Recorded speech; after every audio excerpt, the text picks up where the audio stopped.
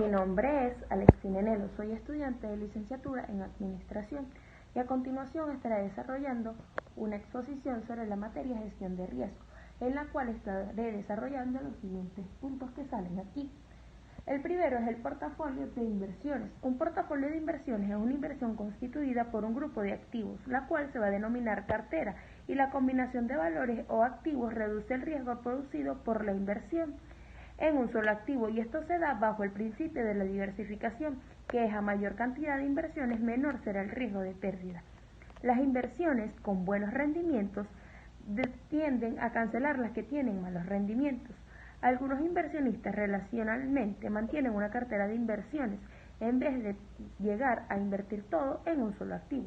Esto es conocido como la ley de diversificación de las inversiones, en la cual los inversionistas analizan los diferentes panoramas para lograr así mantener una cartera de inversión eficiente en donde el riesgo de pérdida sea más tendiente a cero. Para realizar los análisis de una o varias inversiones existen variedad de modelos lógicos y matemáticos, y uno de los más conocidos en la actualidad es la denominada análisis de unidad estratégica de negocios. Ahora vamos a hablar sobre lo que son las carteras de inversión.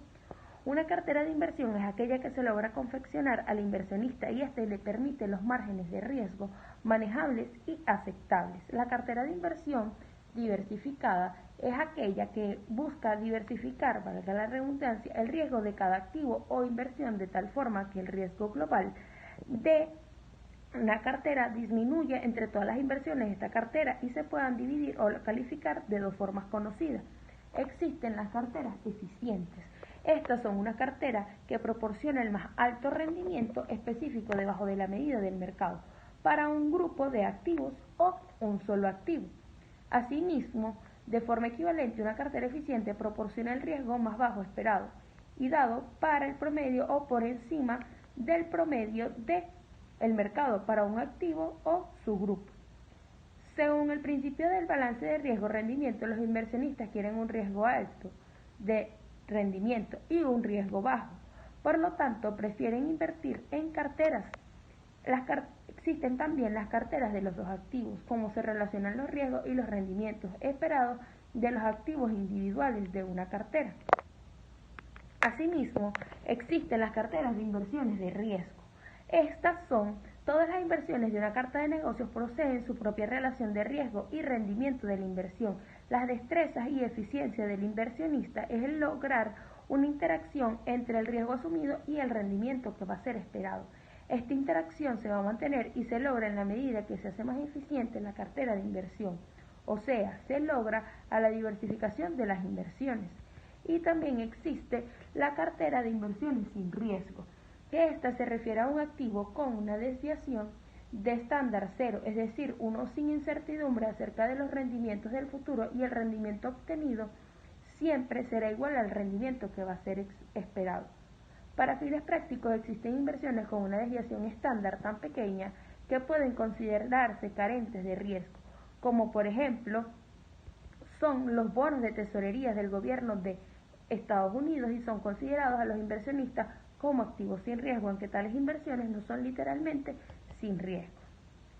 Asimismo, vamos a seguir hablando sobre los modelos de variación de los activos. Los modelos de variación de los activos se pueden establecer en dos: el riesgo sistemático y el riesgo no sistemático. La suma de estas dos formas de riesgo es la representación del riesgo total. Para determinar cuál de los riesgos es la diversificación a través de diversificación de la cartera de negocios y cuál es el riesgo específico de inversión o del mercado, se utiliza el modelo de valoración de los activos. Así se van a lograr inversiones eficientes, conscientes y en estar en línea de los mercados de la capital. Y esto se logra alcanzando una combinación de la cartera de mercados y el activo sin riesgo. Asimismo, también existe el riesgo específico, pero es el que lo va a pagar el mercado, y es un rendimiento que se espera por el riesgo. La línea del mercado de valores es el rendimiento esperado por la inversión de cada uno, cuyo concepto es la suma del rendimiento sin riesgo y una prima por riesgo. Ahora, los riesgos de proyecto. Los riesgos de proyecto son los generados de evaluación implementando un proyecto de inversión social y financiera y económica, y están muy ligados a los niveles de análisis y evaluación de la evaluación oportuna de los datos físicos, financieros y económicos antes de realizar el paso de invertir en determinado proyecto. Esto nos va a permitir alcanzar un mayor nivel de certeza de la rentabilidad de la futura inversión. Asimismo, existe también la probabilidad y las estadísticas en las inversiones y el riesgo. Al ser variables aleatorias, un dato incierto, debemos localizar una forma de medir su probabilidad de suceso relativa a cada resultado que vaya a ser posible. Y esto lo vamos a lograr asignando una probabilidad a cada resultado posible. Estas probabilidades deben satisfacer dos condiciones. La primera es una probabilidad que no puede ser negativa y la segunda son las probabilidades de todos los posibles resultados, que deben sumar 1. La primera condición dice que no solo nos interesa el resultado de los posibles. La segunda asegura que el conjunto especificado debe incluir a todos los valores posibles. También, por último, vamos a hablar sobre las variables aleatorias. Intuitivamente, el riesgo de un activo es la probabilidad de que su rendimiento obtenido varíe sustancialmente respecto a los rendimientos requeridos, es decir, que una dimensión importante del riesgo es la oportunidad de que ocurra un riesgo realmente malo. Las variables aleatorias no pueden predecirse perfectamente.